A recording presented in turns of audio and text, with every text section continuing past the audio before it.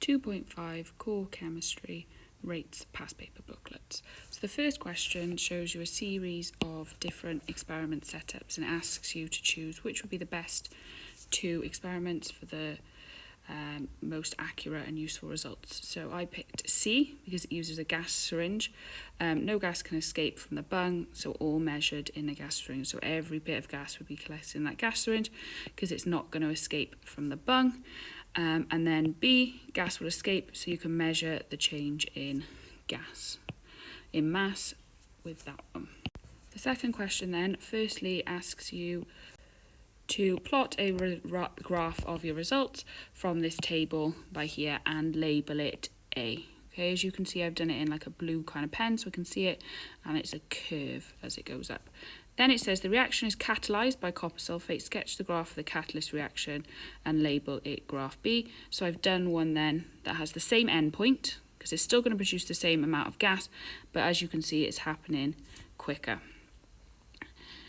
Sketch the graph on the grid that would be obtained if the experiment was repeated under the same conditions, but using 0.08 instead of 0.06 of powdered zinc, so you'd have less of the amount, and I've done it exactly half because these numbers are exactly half. So if you're halving the amount of powdered zinc, then you should have half the amount of gas produced. If powdered zinc was replaced with a lump of zinc, the rate of reaction would decrease. Explain this in terms of particle theory. There would be less space for collisions to occur, smaller surface area, less successful collisions, so the rate of reaction would decrease.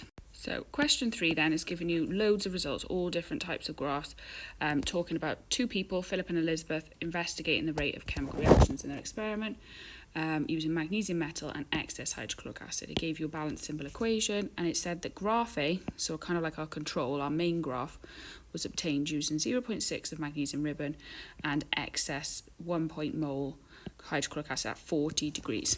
Explain why graph C shows 0.6 magnesium ribbon excess but at 20 degrees. So it has the same endpoint because it's got the same amount of magnesium and acid. However, the reaction happens slower. So the particles have less kinetic energy, less likely to collide. Explain why graph E shows that 0.6, so exactly half of magnesium ribbon was used. So it has a lower endpoint because less is being produced because less gas, the H2 that you're measuring, was being produced. Explain which graph is consistent with 0.6 of powder and excess 1 molar hydrochloric acid at 40 degrees. So which one is consistent? I put B because it's same endpoint, near enough the same curve, because you're not changing much about it. You are changing it from powder to ribbon, but it's the same amount. So it's not going to suddenly produce way more gas. It's going to produce near enough the same amount of gas. They've got the same endpoint, but you can see it happens quicker. For graph E, calculate the mean rate for the first 10 seconds. So as you can see, I've drawn a dot for 10 seconds. I've drawn my tangent line here, and then I've picked 15 and 5, and I've used my tangent line. Then remember to use your tangent line, not the curve, to find your values. I've done difference in Y, the difference in Y over the difference in X. You can see that I got my values from the graph, and I got 1.4 centimetres cubed over seconds. The next question then is doing the experiment that we've already done in class, where you have the black cross and you have to measure how long it takes for the colour change to occur. This one uses different concentrations of sodium thiosulfate. In class we did different temperatures. State whether you think the results are repeatable, give reasons for your answer. So the results are repeatable because every time you do a run, so every time you do a trial, you get near enough the same answers. They're all within one of each other. So yes, each run gives same or similar results. It then says to plot a suitable graph. You use the mean time, okay? So you use the mean time and the concentration. Remember, that would go on your x-axis, that will go on your y-axis. It then says to put a tick next to the statement that agrees. So increasing the concentration decreases the reaction time.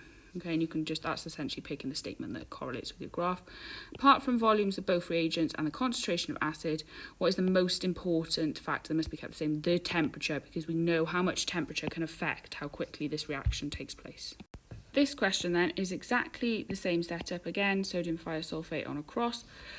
This time it's asking you to look at already plotted results. So the results have already been plotted.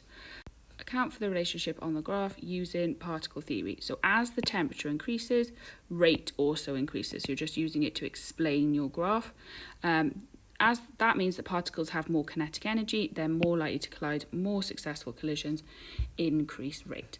The next question then asks you to use the graph to find the time taken in seconds for the cross to disappear at 50 degrees, okay? So that's doing a dy by dx and working out the essentially what the rate would be, so using a gradient. It was at 50, so you can see I've drawn my spot there at 50. I've then drawn a tangent line. I used 55 and 45 and did dy by dx, and I got 1.8 seconds. Use the graph to find the temperature increase that is needed to double the rate. So if you use 10, what is 10 doubled? 10 doubled is 20. So then I worked out what the temperatures were at 10, which was 33, and at 20, which is 43. So the temperature increase needed is 10. So rate doubled, 10 would be 20, the temperature difference between the two rates. So nitric acid can be manufactured using a catalyst. Explain why the catalyst makes the reaction economic. Lower energy needed, temperature, less cost, less CO2 produced, so less money also needed. There's quite a lot of things you could have written for that 2 marks there. So the first part of this question was asking you to balance an equation. So O2 was also produced. It told you that water and oxygen were produced. So the first mark was for getting that it was O2. Remember, oxygen's diatomic, and then for balancing it and putting a 2 there. Okay. The table investigated 3 different catalysts. State which one was least effective. It was catalyst 1 because the least gas was produced. Okay, this is very similar to the prac we did in school, where we put calcium carbonate in the acid and we counted how many bubbles and watched the water be forced out of the measuring cylinder. It then says plot a graph of collected using catalyst 2, so this one here, and as you can see, and then I've drawn a suitable line. So this is the one here with the plot points where I've actually plotted. It then says on the same grid, sketch the graph you expect if you added the same amount of catalyst 2, the same volume, but twice the concentration. So as you can see, I've drawn a line higher up. The last bit of this question then added an improvement to the accuracy of the results. They put a little glass plate here, so the hydrogen peroxide and the catalyst couldn't interact before you wanted the reaction to take place. How would this improve the accuracy? The catalyst can only react when the glass plate is removed, so the reaction doesn't start early. This gives a more accurate time of how long it takes for the air bubbles to force the water out of the measuring cylinder. State what conclusion can be drawn from the graph using the understanding of particle theory. Explain your conclusion. So you've got 2 different volumes, 2 different concentrations of acid. This is a high concentration, this is a low concentration. As you can see, the higher the concentration, the quicker the reaction occurs. So as you increase the concentration, the volume of H2 increases, hence the rate increases, the volume of H2 produced. As the concentration increases, you have the same volume, space, however there are more particles.